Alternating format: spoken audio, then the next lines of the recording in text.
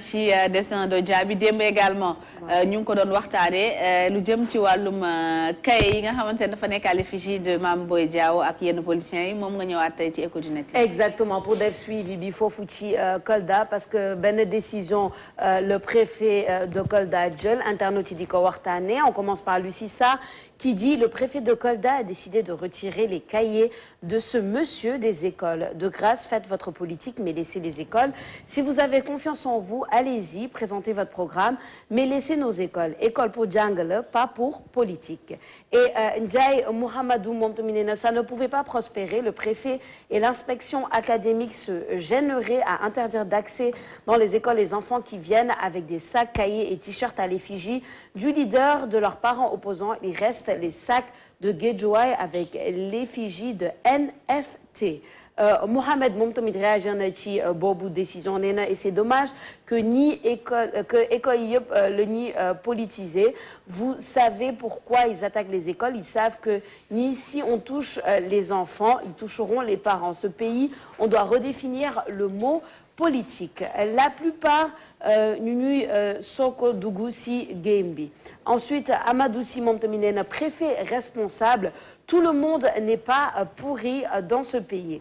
Ensuite, Africain Sow Race moom tamit réagir na nee na je pense que pire que les politiciens, il n'y a pas. Certains nous font pitcher et nourrissent la honte. Soit c'est la violence, soit c'est la prostitution électoraliste. Je m'excuse beaucoup pour ces mots, mais l'avenir de nos enfants était vraiment en jeu. Gis nga ko Aïssata waxoon nañ ko il y a pas longtemps. Xam naa ñëpp ñu ngi rafetlu décision au préfet Kolda bi parce que c'était une décision à prendre. Pour justement séparer carrément la sphère éducative et la sphère politique parce que éducation ci biir école bi warul am propagande politique donc préfet bi jël na décision bi. ñu koy rafetlu donc. ñu koy rafetlu parce que voilà on a fait partie des personnes yi nga xamante ne démb ñu ngi ko doon nakarlu bu baax a baax ñun ñëpp démb dégg fii la ñuy wax école c'est pas pour ñuy politique donc le préfet a été très responsable quand même de prendre cette décision on ne peut que saluer côté lii la ñuy xaar ci suñu autorités yi bu genre wax yi amee ñu jël des décisions vraiment yu responsable on salue la décision on est très content franchement et c'est bien quoi c'est bien lii daal mooy mën a am jàmm am. C'est ça c'est bien et puis ñu bëri ñu ngi daan wax que bon est-ce que dinañ réagir est-ce que justement politiciens yi dinañ réagir bu baax a baax mais là on voit que quand même la réaction a été effective parce que ça fait même pas 2-3 jours ñu ngi koy wax et puis préfet bi n'a pas hésité à réagir parce que souvent dañuy naan politique bi bon comme c'est un ensemble politiciens yi sont en général ensemble ça peut être difficile pour eux de réagir quand il y a des cas comme ça mais il n'y a pas eu d'hésitation ci loolu pas cette fois-ci. Oui, comme on dit mieux vaut tard que jamais. Bu affaire bi ñëwee si la condamnation a été unanime de la part de tout le monde que ni lii c'était une erreur pas une erreur même c'était même une gageure de mettre de la politique dans les classes on en a parlé ici dans les Échos du Net avec toutes les conséquences yoo xam ne si ñu ngi bokk ci lii nga xam ni mooy ay kay yoo xam ne si dañ cee def ay kanamu nit pour nekk ci école yi. Mais heureusement que le préfet de Kolda Dia jël décision boobu daal di interdire wax ni sax dafay menacer stabilité te daal di utiliser un mot extrêmement important c'est le mot propagande ça c'est extrêmement important parce que le mot propagande moom soo koy déglu c'est sûrement sur des régimes yoo xam ne si dictature la wala les régimes nazistes nga xam ni li nga xam ne dafa am le culte de la personnalité muy si bitig da ngay gis ay affiches yu ngand président bi soo ñëwee sax di ko jaamu comme la Corée du Nord donc suñu demee ba utiliser le mot propagande c'est-à-dire que le préfet a mesuré un peu a pesé ces mots mesurer l'ampleur un peu des dégâts d'introduire ou bien de mettre des cahiers à l'effigie des candidats et c'est mieux que l'autorité préfectorale mette un point sur ça parce que suñ ko deful woon rek ñeneen ñi dañ koy def soit ce sont des t-shirts qu'on donnerait aux élèves ou bien des chaussures ou bien des casquettes des stylos tout est possible xam nga matériel yi nga xam ne didactique élèves yi dañ koy utiliser mu bëri mais c'est important que l'erreur soit bien nommée que le nom c'est propagande et je pense que la propagande n'a rien à faire dans une démocratie encore moins dans une école. Avant c'est Sophia on va juste introduire Seykou Seydi ñu nuyu ko dalal ko ci plateau bu Tok Tok Sénégal il rejoint tous les vendredis Seykou nuyu nañ la. lay fay Aïssata di nuyu ñoo bokkal plateau bi dama laa gis sànq nga nekk ci lu c'est que xoolal jikko passé lay bañ nga am yow melal ni nga meloon rek du xamante nañ yow tu es tout mignon tu es tout gentil du dëgg alors Sophia ba bàyyi la rek nga jox Seydou. C'est ça, non, juste pour conclure ci sujet boobu xëy na bàyyi Seydou mu wax ci moom kàdduwam ça aurait été la porte ouverte à tout man loolu lay jàpp parce que vraiment bu fekkente ni en tout cas population bi yëpp seetlu nañ ko bàyyi nañ ci xel que vraiment lii c'est de la propagande de laisser le visage d'un politicien sur les cahiers des élèves préfet bi réagir ci du tac au tac comme ça quelques jours après. Moi je dis c'est pour vraiment fermer la porte et ne pas inciter ñeneen ñi ñu ñëw def seen politique dans nos écoles et rappeler que ça vise les parents parce que les enfants ne votent pas donc loolu lavage de cerveau bi nga xamante ni nos petits frères nos petites sœurs nos enfants n'ont pas besoin de ça donc man maa ngi rafetlu décision au préfet de Kolda bi en tout cas à ne pas laisser passer. Bah, je pense que moom il est la deuxième personne mi ko def am na ku ko def Guédiawaye je pense que ministre de la jeunesse def ay sac def ci ay photo am ci weeru koor bi am na beneen ministre bu ko defoon aussi donc pour dire que ñun politique bi dafa dem ba ëpp doole après dañuy ñëw ci moment yoo xamante ne dafay mel ni dañuy xam ne population yi daf leen soxla parce que moment yi parent boo jox 5 cahiers wala 10 cahiers du xalaat ni photo diw moo fi nekk moom lu muy xalaat mooy ni jafe-jafe gi mu nekk que yombalal nga ko donc c'est un peu compliqué doo xam fan ngay taxawee boo xam parent bi moom du sóoraale loolu xam nga yooyee sóoraale loolu mais keneen ki du sóoraale loolu donc pour dire que il faut vraiment ñu xam ne aussi que askan wi moo leen fal te amuñu xaalis boobu nga xamante ni moom la ñuy jël di ko defaree askan lu ñuy jël yëpp askan wee ko moom donc il faut ñu toll foo xamante ne dañuy jël alalu askan wi dugal ko ci askan wi te askan wi rek a tax du saa yàlla tax parce que yàlla tax mooy li nga xamante ne yow yaa ko moom mais askan wee ko moom donc man je pense qu'à un moment donné dañoo dem ba politique bi vraiment dafa ëpp doole ci réew mi quoi dem na ba tax na ndaw ñu bëri ñu ngi bàyyi seen jàng mi dugg ci politique bi man je prends l'exemple à Vélingara mi ma dëkk man je connais beaucoup de jeunes yoo xam te ne ñoo doon nekkandoo ñi bàyyi université dem topp politique ñu jox la benn oto boole ak chauffeur est-ce que loolu day wéy ki lay jox loolu est-ce que loolu day wéy ci moom donc pour dire que il faut même jeunes yi ñu conscient ne que politique bi du métier c'est ça voilà c'est juste pour dimbale sa société là mais bon c'est à l'image de ce qu'on nous montre. liñ leen di woon c'est à l'image en fait de suñu politique yi ni ñu fonctionner ñu si bari si ñoom seen métier politique la ku si dugg ci politique dañ ko def genre ascenseur social boo ci duggee rek yow tekki nga dañ ko ancré si nit yi ba nit yi dañ jàpp ne yow sax booy politique sax nit ñi dañuy jàpp ne am nga xaalis donc c'est le mal est profond le mal est profond te lii c'est quoi dafa am solo parce que ça comme tu dis ça engendre encore plus parce qu'en Afrique c'est comme si soo deful politique mënoo tekki soo deful politique mënoo réussir mënoo atteindre certains niveaux de vie alors que la politique c'est pas logiquement que je sache c'est pas pour atteindre certains niveaux de vie au contraire c'est pour être au service des populations mais en Afrique conception boobu dafa mel ni dafa xaw a réer dafa mel ni la politique est le seul moyen pour s'en sortir et si on ancre ça justement très tôt dans l'esprit des jeunes ça va être compliqué et difficile à changer mu ngi noonu en tout cas ñu ngi rafetlu encore décision boobu léegi je sais pas ndax pare ngeen pour waxtaan ci suñu tour traditionnel yi un sujet très important et très intéressant sur la toile d'accord kon baax na les noms traditionnellement sénégalais c'est Athéna Minerve 12 qui a lancé le débat nee na cette tendance à refouler nos prénoms typiquement sénégalais ou africains me dérange chaque société a ses prénoms qui lui sont spécifiques des prénoms qui ont des significations très importantes dans la société. Pourquoi les rejeter? Mais lui, il s'appelle Athéna. Sur Twitter. Idrissa Fall c'est moom nee na islamisation bi la et beaucoup pensent que c'est une pratique antérieure à l'islam mais nous avons de très jolis prénoms qui font partie de notre patrimoine culturel. Thiendella, Détché, Mangone, Dame, Sadaga, Sangone, Tcheyassine, Madjaga, Dagala, Tir Mbayeng, Bougouma, Tchemocho, du noonu la voilà Tchemocho, des noms typiquement traditionnels. Foutiou, moom tamit Foutiou, c'est un nom Peul, voilà. Foutiou qui dit il n'est même pas interdit par l'islam de porter un prénom traditionnel pour ceux qui associent le rejet de ces prénoms à la religion. Il y a quelques chartes justes à respecter, la signification du prénom ou la connotation. Latir Soukabe Fall moom tamit nee na xam-xam rek ngay wax fii cela semblerait bizarre qu'un chinois, indien ou japonais porte un nom comme Jean-Paul, Moussa, Samba, etc. Ces noms font partie de notre patrimoine culturel. J'en donne d'autres Ngoy, Madjiguen, Madjaga, Latir, etc. Paté Demba moom nee na mais j'ai remarqué que ce n'est pas propre à nous autres. Nos voisins maghrébins ont aussi une propension à choisir des prénoms passe-partout, certainement pour faciliter leur intégration dans une société hostile. Ryan, Alia, Noam, Adam ont la part belle pour ceux-là. Mamadou Alpha Bari moom tamit nee na à Kédougou chez les Bédik et les Malinké, ou à Limpi, Lolo, Peliding, à Fatigue où on a Mossane, Ngor, Diegan. Avec les Peuls comme nous on a Kesso, Labado, ainsi de suite. C'est original car pas d'imitation. Et Kouro San moom tamit nee na pour éviter la disparition de ces prénoms typiquement sénégalais, je pense que les gens devraient donner des prénoms composés à leurs enfants. Alors, nos prénoms traditionnellement sénégalais, qu'il faut le dire, sont différents des prénoms islamiques, disons, parce que c'est plus culturel que religieux.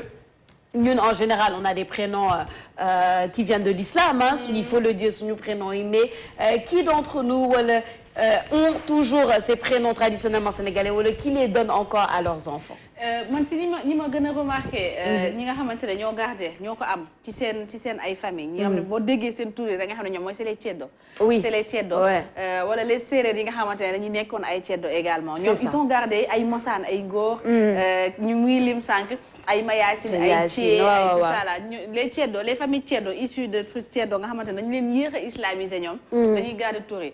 mais suñu genre yi ñun pël yi nga xamante ne ay Aïcha la ñuy tudd. ay Safietou mais écoute, chez nous, tu as deux prénoms. Par exemple, j'ai deux prénoms. J'ai Aïssata et j'ai Atia. Ah. Et j'ai Dikel en même temps. Ok. Donc, il y a Chilo aussi. Parce que nous,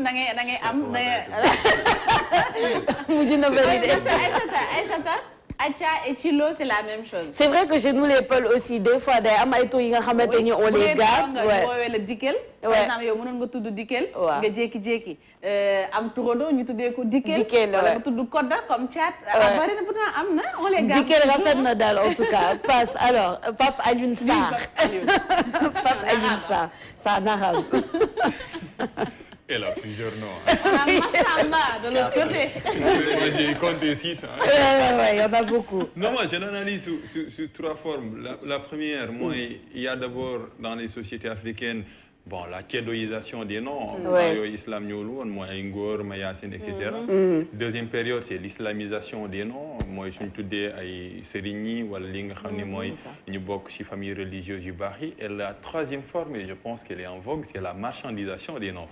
Ça, c'est important également. Donc, premièrement, c'est par rapport au contexte, c'est l'islam, société africaine, ils ont commencé de l'islamiser 18e, 17e, 18e siècle.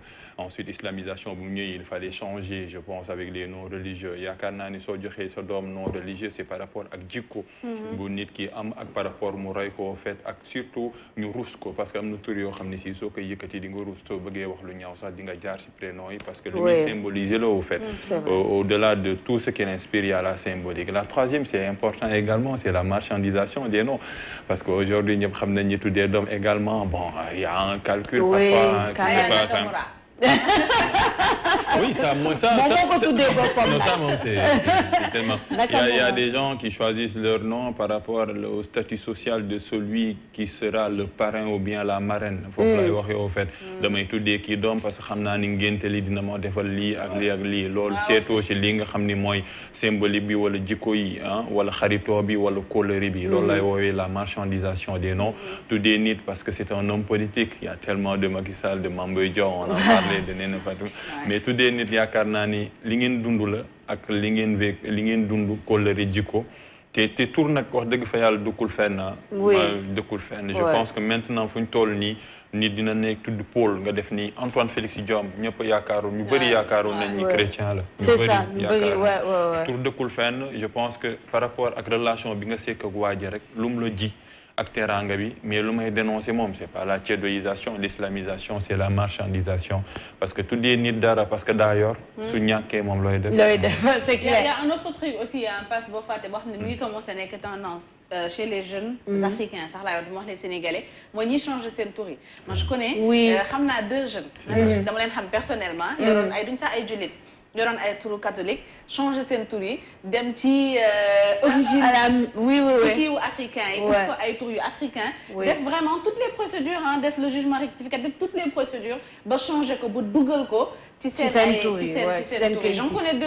kenn ki il s'appelle Oupa Oteb Kadior c'est un écrivain même Oupa Oteb c'est un Mendy le Mendy de Dakar Dem Dikk là il s'appelle pas comme ça il a changé de nom il m'a expliqué que dafa def sa procédure et tout changé ak Kambatuko ils changent leur nom carrément pour avoir des noms africains parce que ñoom c'est des kémites ils se reconnaissent plus ci idéologie il y a des noms également yoo xam ne si dafay lii par rapport à la tradition par exemple ay Ken Beughoul Ken Beughoul c'est typiquement traditionnel ci biir famille bi ñoo xam ne il y a une histoire il y a dikkoon yooyu bëri c'est ça il y a une histoire il y a des noms qui ont des histoires et puis bon chacun est libre comme tu le dis on peut même dem changer ce tur bu fekkente ni il y a aussi les surnoms par exemple soo déggee Sophia di nga xam ni loolu c'est un surnom qui vient de Safietou donc après oui je le dis et Safietou c'est un très joli prénom merci beaucoup qui vient de Safietou donc Safietou Fatoumata Ba donc ça c'est le nom complet c'est une information c'est 2 noms une information de taille elle en a 6 moi j'en ai 2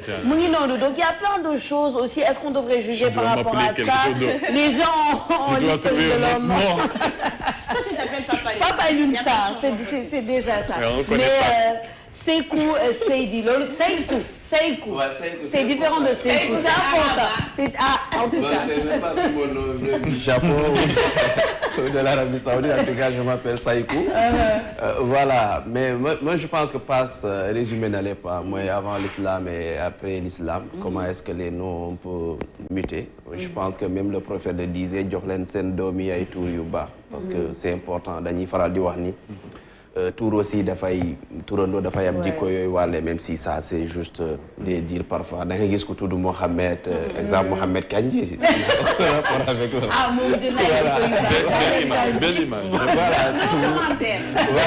donc je pense que Serigne Saliou dem aussi voilà tout ça donc c'est important donc je pense que après bi l'islam ñëwee Serigne Babacar à côté mais on commande pas voilà bizarrement voilà donc vous voyez donc bi l'islam ñëwee y a eu ñu bëri après dañuy tuddee seen doom yi Mohamed après Jésus da ngay gis ñu bëri tuddee seen doom Jésus ak Adam et tout donc pour un peu méngale ak seen diine et ça c'est important après ñi nga xam te ne ñoo jàpp ne aussi sa xawaar xaw ma lañ koy wax et yooyu noonu aussi c'est des noms moi je pense que le nom c'est juste l'appellation exemple mën nañ la woowee Yee bon Kanye West qui a changé son nom pour s'appeler Yee voilà tu vois donc pour dire que c'est juste Yee quand même voilà juste l'appellation cela ne veut pas dire que mi ngi disparaître c'est pas disparaître wala nit ñi dañoo am complexe ci loolu moi je pense que juste ku nekk mooy am sa doom décider ni exemple man naan Aïssata sama xarit la tuddee naa ko Aïssata comme li passe di wax am na lante ne lien bi ngeen di am la tu te dis il faut ma am luy refléter sama amitié ak Aïssata mais parfois aussi dañuy jaay non loolu aussi dafa am parce que ko am na ñoo xam te ne damay tuddee Aïssata parce que yor na moyens yi sama doom ji dina ko parrainer et tout voilà donc c'est tout un ensemble mais je pense pas que mu nekk complexe c'est juste da ngay contextualiser fan la nit kii di tudd après am na ñoo xamante ne ba tey ñu ngi des ak seeni tour yooyu noonu mais parfois am na tour yoo xamante ni aussi dafay am problème parce que non il faut le dire non il faut le dire am na tour yoo xam ne dañuy am problème même ci enregistrement voilà dafay am problème mais am na tour yoo xamante ne exemple tu débarques yenn aéroport tu t'appelles l'islam c'est compliqué c'est vrai bëgg dem États-Unis waaw day xaw a doy waar mais bon en tout cas voilà comment le monde est fait mais choisissons nos noms qui ont une symbolique pour nous moi je pense que c'est l'essentiel et ils sont beaux moi je trouve que ay Mboulé ay Bala ay Djegane ay Mossad man Mossad j'adore Aïssata noo du gën a rafet ay Mohamed ay Issa c'est vrai et pourtant Aïssa kii neex na de man par exemple le Acha biñ may wax j'aime bien beneen bi ban la Djillo am na Dikel déjà tu as du mal à Dikel non sérieusement parce que dafa am symbolique en fait quand on dit Dikel mooy yow yaay taaw Dikel mooy yow yaay taaw on dit que c'est comme Kodda toi c'est écoute tu connais dégg nga pulaar quand on dit Kodda mooy yaay caat il y a des personnes qu'on appelle Kodda nga xam ne day def ba day law il y a même Maïda hein.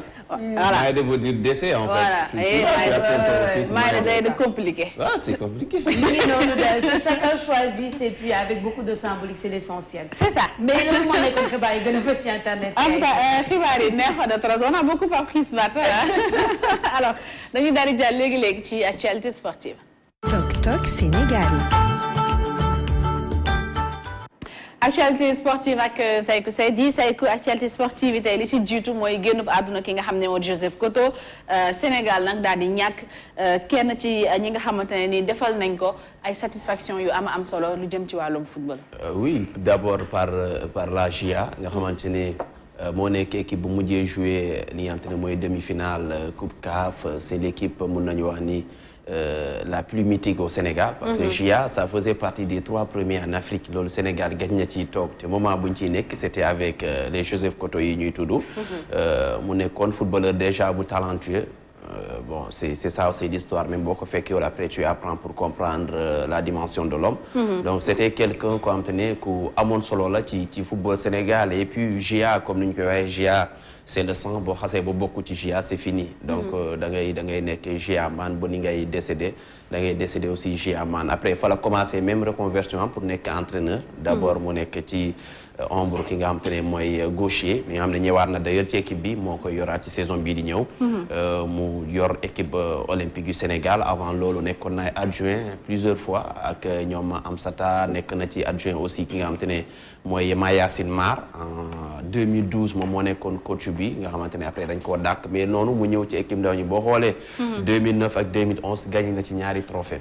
nga xamante ne mooy UEMA donc c'est l'entraîneur le plus titré au Sénégal li jafe Sénégal mooy gagné trophée te moom gagné na ko gagné waat ko donc pour dire que c'est une personne boo xam ne mu impliqué ci wàllum sport pas seulement le foot parce que Koto def na handball def na volleyball def na tennis de table gagné na 3 fois d'ailleurs championnat du Sénégal tennis de table donc c'était un sportif en fait voilà boobu il est né sportif il est mort sportif aussi donc voilà c'est une grosse perte pour le Sénégal malheureusement ci lu bëri daaw ñu ko woon ci xam ci yenn aspects yi nga xam te moom la doon def mais après c'est comme ça aussi en Afrique wala au Sénégal malheureusement ñun faraluñu di yëngu ci statistique li ci bëri boo demee ci tey ci page fédération sénégalaise de football doo fa fekk benn statistique moom mooy wane ni lii ak lii et ça le football moderne le sport moderne c'est des statistiques bu la kenn kii am nga talent bii dañuy teg statistique bi lan nga gagné lan nga dugal lan nga passe donc tout ça dafa doon permettre ñu gën a valoriser la personne donc encore une fois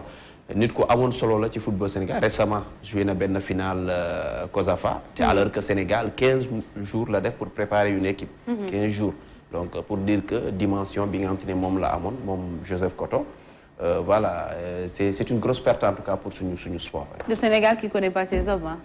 Oui waaw rarement. wala ñu leen xam rek ñu génn àdduna ñu commencé génne waat suñ seen ay kii di xam. Ouais tout à fait rarement parce qu'en réalité man je pense que ça demande une organisation tey boo demee ci yeneen réew yi les anciens sportifs ils sont tellement respectés parce que am na statut ancien international boo xam ne dafay nekk.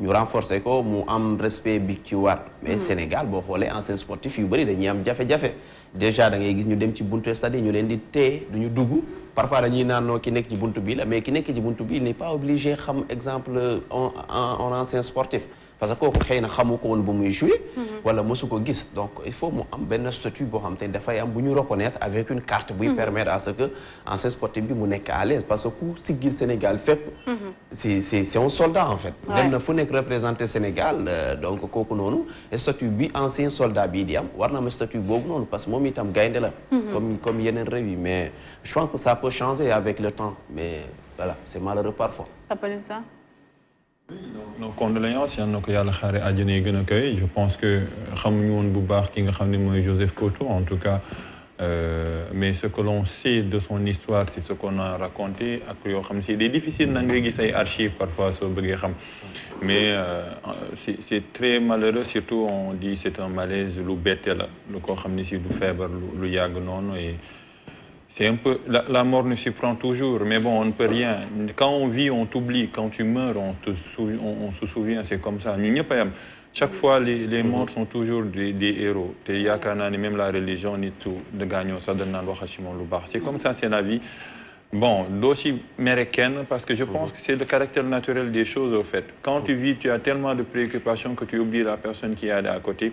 Sous gagnant après, cette personne-là a tellement d'importance. Ça fait partie un peu de nos péchés, de nos lacunes.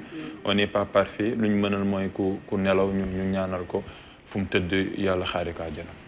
Non, c'est ça, c'est une tendance mondiale, hein, parce que d'où que c'est Sénégal, d'où Afrique, c'est un peu partout. On donne pas aux gens leurs fleurs. Quand ils sont là, on attend qu'ils décèdent pour célébrer l'aine et puis se rappeler de tout ce qu'ils ont fait, etc. Je ne sais pas dans la nature humaine là va changer ou pas. Mais en tout cas, quand même quelqu'un qui a comme Nico Sékou qui a porté les couleurs du Sénégal en avant, Sougagnou et Nini, parce que tout le monde va en parler, c'est ça l'essentiel, tout le monde va parler de ce qu'il a fait, de l'Outar Nini Khamko et tout.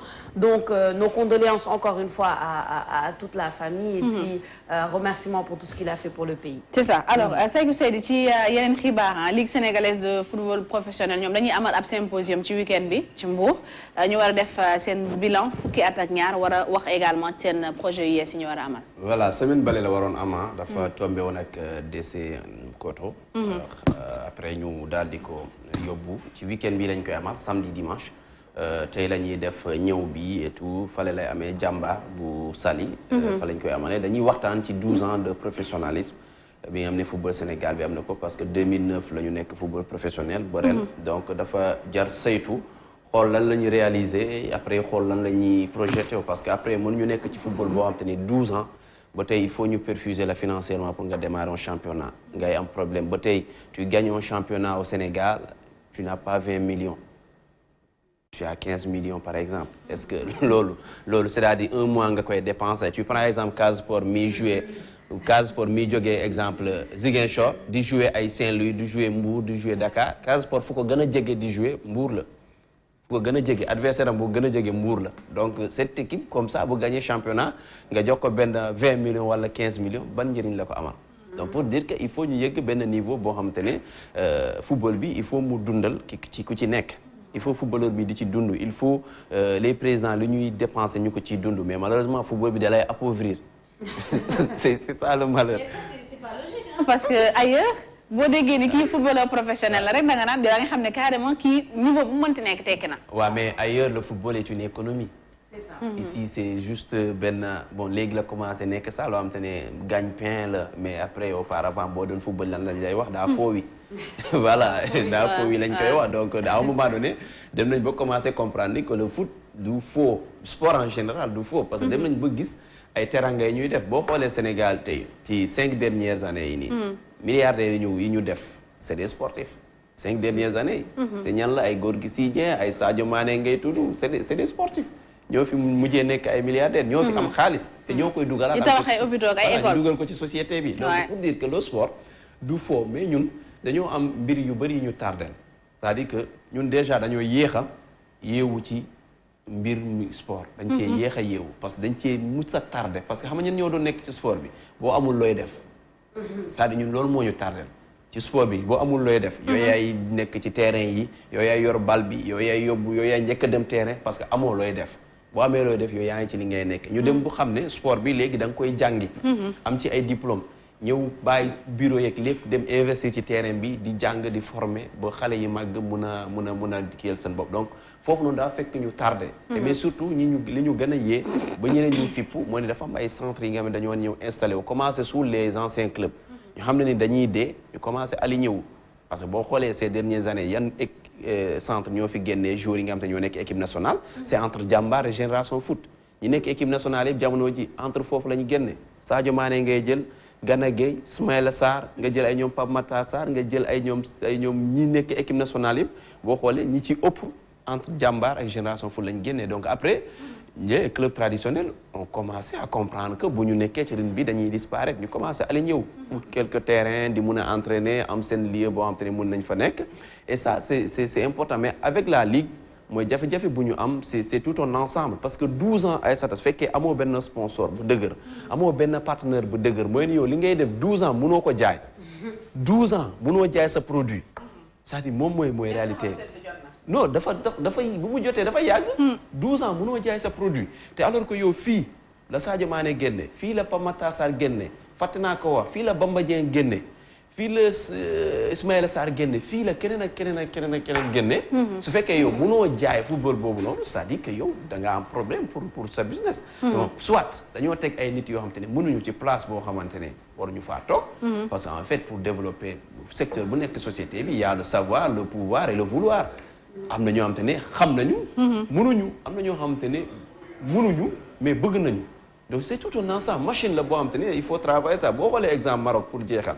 qui a développé son foot et qui est devenu aujourd'hui un hub sportif africain et bientôt mondial avec le président. xam nga lu ñu def le gars il est arrivé il a compris que il faut vraiment mu développer sport bi. dafa ñëw naan il faut d'abord une organisation. moo ma di organisation bu baax ñu dem wuti infrastructure gis nga ñaari boo ko amee rek c'est fini si tu as des infrastructures tu es bien organisé les partenaires vont venir parce que dañuy ñëw fekk benn organisation fekk cadre système boo xam te moom la ñuy développé alors qu'au Sénégal organisation boobu moo des da ngay xëy gis benn waay boo xam ne da lay leer na ni kii xamul dara ci luñ ko denk te moo ci ne mënoo ci dara boo waxee ñu naan da ngaa soxor sérieux da ngay gis des gens qui occupent des postes dans ce football sénégalais da ngay laajte fan lañ jóge ba yëgg ci football bi donc il faut un peu ñu yëgg ci méritocratie par rapport au poste mais surtout ñu tijji par rapport ak li nga xam mooy discussion parce que fekkee ne yéen ñi seen biir exemple débat bi ñoom ñi nga xam te ne 12 ans mënoo leen développer football yéenay toogaat encore waxtaan pour développer football y a un problème. c'est que ku dugg na nag. voilà ku dugg na de mais espérons que peut-être ak nouvelle équipe bi Djibril Wade jiite qu'il y aura des changements parce que aussi football local bi ñun moom la ñu am. il faut pas que ñu nax suñu bopp y a des jeunes yi nekk ci football local ci la ñuy dund ci la seen waajur di yaakaar ci la ñu nekk matin midi soir mais booy da ngay tase ak ñoom bëgg leen sàpp loolu tamit dara jaru ko fi. dara jaru ko fi y a des gens qui ont fait 20 ans dans ce football là mënuñu am sa kër. mënuñu am sa appartement ba ñuy loué. c'est compliqué c'est compliqué Sayko dañu daal di jeexal ak li nga xam ne moo di deuxième tour préliminaire Coupe CAF Jambar di jouer son match retour. oui dimanche lay doon. aller bi dañ leen a gagné fii match boo xamante ne Jambar mënoon na ko gagné ñu perte ko comme d'habitude suñu club yi parfois à domicile la ñu war a gagné mais da ngay waaru. donc nga war a voyager fekk un club mythique Enyimba nga fekk ko biir dëkkam nga xamante ni toute cette histoire derrière ce club organisation derrière ce club Enyimba rek ça fait peur en fait. parce que c'est l'un des premiers clubs Afrique yu njëkk a éclore nga xamante ne mun naa wax ni ñoom nga doon njëkk a dégg. voilà ay tout puissant Mazembe nga doon dégg Enyimba nga doon dégg Raja nga doon dégg donc c'est un club boo xamante ne bu mythique et puis qui a des joueurs yoo xamante ne c'est des internationaux c'est des joueurs yoo xamante ne am nañu expérience contrairement à Jambar qui a son jeu qui a toute cette beauté du football mais qui n'a pas cette expérience là mais espérons que bu voyager mun a gagner parce que Jambar même fii perte na mais def na match bu am solo jeexalee ko rek ak jigéen ñi nga xamante ne ñu ngi ci préliminaire Coupe d'Afrique des Nations bu ñuy amal atum 2022 fale ca Maroc équipe nationale demoon gagné Libéria 2-1 ñoom itam ñu nekk ci yoon bu voilà ñoom ñoo nekk ni bii bu ñuy dem la équipe bi moo nekk ni donc mu doon équipe boo xamante ne bu nekk ci benn ascendance depuis quelque temps mooy U20 mooy équipe A du Sénégal football féminin ñu ngi def ay jéego yi am solo ñu def match bu baax match retour bi ñu war koo amal ci semaine bii ñu ñëw bu ñu ko gagné après dañuy gën a yokku seen chance parce que bii yoon au lieu de 12 équipes ñooy participer ci Coupe d'Afrique bi donc pour dire que Sénégal am na chance yu bëri ngir participer ci et surtout que ñu nekk ci dimension boo xam te ne on a vu la FIFA qui est en train de booster le football féminin di ci dugal xaalis bu bëri te Sénégal itam mi ciy topp loolu tamit lu am solo la et puis le rendez-vous c'est le dimanche également sur nos plateformes pour une journée de foot à partir de 13h30 dañuy jël antenne bi parce que xam nga ni jour choc la. déjà tu as à 14h30 Real Madrid ak Barcelone. benn derby boo xam ne classico boo xamante ne voilà non seulement Cristiano jóge woon na fa mais Messi du fa nekkati. donc c'est un classique aussi. voilà et à côté il y a aussi en France entre Marseille et Paris Saint-Germain. on connaît déjà le résultat. Non mais attention moi je ne suis pas. Je ne suis pas pour Paris, je ne suis pas pour Marseille non plus. Papa lu gis nga bule bu mu sol. Voilà. Mais attaque Paris daa 10 temps yi xajul ci benn défense surtout défense Marseille. dañuy préparer dañuy nawetaan le match. non mais Paris am na valeur. wut suñuy konjom. Non mais sans ko ñoom sax man je pense que vraiment Marseille sur cette saison Marseille est en train de produire un jeu boo xam te ne gën nañ koo gis ci ñoom Marseille même buy perte day jouer jeu am. On l'a vu récemment hier. Paris gagne difficilement. waaw Paris Angers da leen a jox benn penalty boo xam ne Paris arrache cette victoire mais après quand Paris a Mbappé a Messi quand même. En tout cas. Donc quand il y a ces deux personnes là tout est possible. Après à côté il y a un autre choc aussi boo xam te ne Angleterre entre Manchester United ak Liverpool donc on aura toute une journée de football sur nos antennes yoo xam te ne dañuy démarrer 13h30 ak un plateau ak desk sport bi ak suñuy ñi nga xam te ne ñooy suñuy consultant et tout parce que ñu ngi jëm ci aussi ci Coupe d'Afrique bi xam nga ni lancé nañ suñu journal de la CAN tous les vendredis tey aussi day am benn numéro voilà. En tout cas une journée de feu sur iRadio ak suñu plateforme digitale yi say di ñu koy jaajëfal bu baax a baax moom ay kuwam lay indaale buy ñëw day noo def mu gàddu benn coup def ko si poche bi da ngay jékki-jékki rek mu génnee ko. say que di lay jaajëfal bu baax a baax. man de pare na. man mii pare na. allez. nga ni. mais pare na. on est prêt hein. On est prêt. C'est qui va nous entraîner. Le problème physique va se poser. Parce que vous n'avez pas le temps. Attention, on monte les escaliers, on est au 4e. Hein. Mais monter les escaliers, c'est pas du sport. C'est pas du avec des talons. Monter les escaliers avec des talons. Des talons. Ça day yàq plus genou que nekk sport. Disons loolu moo tax Sékou doit nous entraîner. Ouais, c'est ça. Sophia Ba, merci beaucoup et bon week-end. Hein? Merci, bon week-end et Inch'Allah lundi. Inch'Allah, on se retrouve la semaine prochaine, Inch'Allah. Dañuy marquer une courte pause, hein? La matinale revient tout de suite. Toc Toc Sénégal.